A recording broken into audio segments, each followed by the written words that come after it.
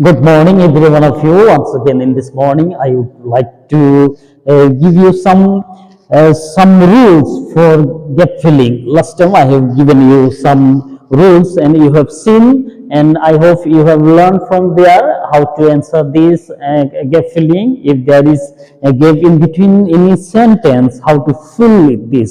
So, এই সময় আমি আবারও দেখাতে চাই যে এই গ্যাপ ফিলিং এর বিষয়ে আমি এর আগেও দিয়েছি কয়েকটা রুল গুলো কিভাবে আমরা গ্যাপ ফিলিং করব, কারণ সেন্টেন্সের মাঝখানে যদি কোথাও শূন্যস্থান থাকে সেই শূন্যস্থানে আমরা কোন শব্দ দিয়ে পূরণ করলে পরে শূন্যস্থানটি ম্যাচিং করবে এবং অর্থবোধক হবে সেন্টেন্সটি। সেই ক্ষেত্রে আমরা দেখেছি যে বিভিন্ন ভাবে এখানে বিভিন্ন শব্দের পরে কোন শব্দ আসবে সেটা আমি দেখিয়েছি।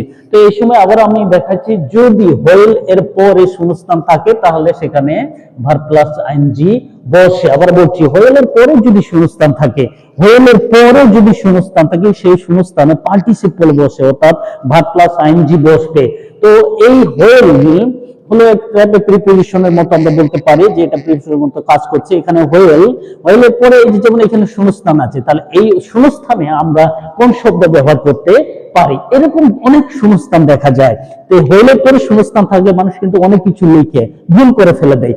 সেই ভুল যাতে আমাদের জন্য না হয় সেই ক্ষেত্রে আমি বলছি যে হোয়েলের পরে যেখানেই হোক, যে কোনো জায়গায় হোক, যদি হোয়েলের পরে শূন্যস্থান থাকে তাহলে সরাসরি ভার্ব প্লাস আইএনজি লিখতে পারে। তো এখানে দেখা যাচ্ছে হোয়েল, একটা উদাহরণ আমি দেখিয়েছি যে হোয়েল ইন দি গার্ডেন, তাহলে এখানে সরাসরি বোঝা যাচ্ছে while walking in the garden I saw a snake. While walking in the garden, তাহলে এখানে সেন্টেন্সটি অনেক অর্থবোধক হয়েছে। While walking in the garden মানে যখন আমি বাগানে হাঁটছিলাম, I saw a snake, আমি একটি সাপ দেখেছিলাম। While walking in the garden, I saw a snake, যখন আমি বাগানে হাঁটছিলাম আমি একটি সাপ দেখেছিলাম। তাহলে অনেক সহজে আমি হোয়েলের পরে যে কোনো সময় আমি যদি এখানে হোয়েল, আবারও যদি উদাহরণ দিই হোয়েল রিডিং বুক, এখানে আমি তাহলে এখানে ভার্ব প্লাস আইএনজি দেব, তাহলে হোয়েল রিডিং বুক, তাহলে এটা কিন্তু অনেক অর্থবোধক হয়ে যাবে। হোয়েলের পরে যে কোনো সময় আমরা কি করব, ভার্ব প্লাস আইএনজি যুক্ত করব, ভার্ব নেব, ওখানে ডেফিনেটলি ভার্ব বসাতে হবে। ওইটা একটা বিষয়। আর একটা বিষয় বলছে এখানে প্যাসিভ ভয়েসের ক্ষেত্রে আমি এর আগে দিয়েছি যদি মডাল অক্সিলারি ভার্ব, এখানে যে মডাল অক্সিলারি ভার্ব গুলো রয়েছে যেমন ক্যান গুলো রয়েছে, এই can could may might should, যদি এটা মডাল প্যাসিভ ভয়েস হয়, প্যাসিভ ভয়েস বলতে এরকম বোঝাচ্ছে যদি এখানে আমরা দেখতে পাচ্ছি যে সেন্টেন্সের ওই জায়গাতে এই মডাল অক্সিলারি ভার্ব গুলো রয়েছে কিন্তু কর্তা অর্থাৎ সাবজেক্ট সরাসরি কাজটি করছে না, যদি এইরকম দেখা যায় যে কর্তা সরাসরি কাজটি করছে না তাহলে এটা কিন্তু প্যাসিভ ভয়েস হয়ে যাবে।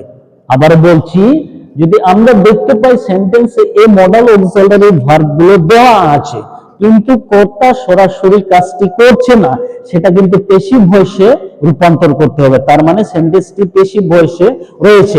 যদি প্যাসিভ ভয়েসে থাকে তাহলে আমরা কিভাবে সেটাকে উত্তর করতে পারবো? যেমন এখানে রয়েছে দ্য ওয়ার্ড মাস্ট, তাহলে এখানে মাস্ট এর পরে আমরা জানি এখানে মূল ভার্ব বসে, কিন্তু যেহেতু যে দ্য ওয়ার্ড এটা কর্তা নয়, এটা কর্তা হতে পারে না, কারণ এটা ব্যক্তি নয়, এটা কাজ করতে পারে না, সেই জন্য এটা প্যাসিভ ভয়েস রয়েছে। যদি প্যাসিভ ভয়েস হয় এর পরে যদি শূন্যস্থান থাকে তাহলে এখানে আমরা কি করতেছি, তাহলে এখানে বিও থাকবে, এই বি লেখার পরে তাহলে আমাদেরকে এখানে পাস্ট পার্টিসিপল ফর্ম আমাদেরকে ব্যবহার করতে হবে। তাহলে দ্য ওয়ার্ক মাস্ট বি এখানে কি করতে হবে, ডান করতে হবে।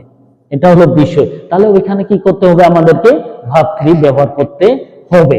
এটাই হলো একটা ভালো মানে নিয়ম, যে যদি কোনো সময় এইরকম মডাল অক্সিলারি ভার্ব দেখা যায় সেন্টেন্সে এবং কর্তা সরাসরি কাজটি করছে না, তাহলে কি করতে হবে, এখানে ভার্ব 3 ব্যবহার করতে হবে। এটা একটা উপায়। যে কোনো সময় আমরা যদি এটা দেখতে পাই যে কাজ করছে না, যদি বলি এ লেটার, এখানে বলছে এ লেটার ক্যান, তাহলে এখানে বি, তাহলে এরপরে যদি শূন্যস্থান থাকে তাহলে আমাদেরকে কি করতে হবে, রিটেন এখানে দিতে হবে। তাহলে এটা আমরা করব written, a letter can be written. তাহলে এটা হলো ভার্ব 3 এর একটা উপায়, এটা হলো ভার্ব 3, এই জিনিসটা হলো ভার্ব 3 অর্থাৎ পাস্ট পার্টিসিপল। তো এগুলা হলো গ্যাপ ফিলিং এর কিছু নিয়ম, যে নিয়মগুলো জানলে পরে আমরা অনেক সহজে কিন্তু আমরা যে কোনো শূন্যস্থান, ইংলিশে যে কোনো শূন্যস্থান যদি এখানে লেখা থাকে শূন্যস্থান পূরণ করুন যথাপযুক্ত শব্দ দিয়ে, fill in the blanks with appropriate words, যদি এরকম প্রশ্ন থাকে তাহলে আমরা কিন্তু অনেক সহজে উত্তর করতে পারবো। কারণ আমরা জানি যে শূন্যস্থানের আগে কেমন জিনিস থাকলে পরে ওই শূন্যস্থানে কোন জিনিস আমাদেরকে লিখতে হবে। শূন্যস্থান যেখানে রয়েছে, শূন্যস্থানের আগে কি শব্দ থাকলে, কোন শব্দ থাকলে পরে আমরা এই শূন্যস্থানে কোন শব্দটা লিখবো, আমরা সেটা বুঝতে পারবো অনেক সহজে যদি আমরা এই গেম ফিলিং এর এই নিয়মগুলো ভালো করে স্টাডি করি। তো আশা করি সবাই ভালো করে স্টাডি করবেন এবং দেখবেন, আমি চাই যেন সবাই এই গেম ফিলিংটা ভালো করে শিখে এবং ভালো করে উত্তর করতে পারে। Thank you so much for hearing me.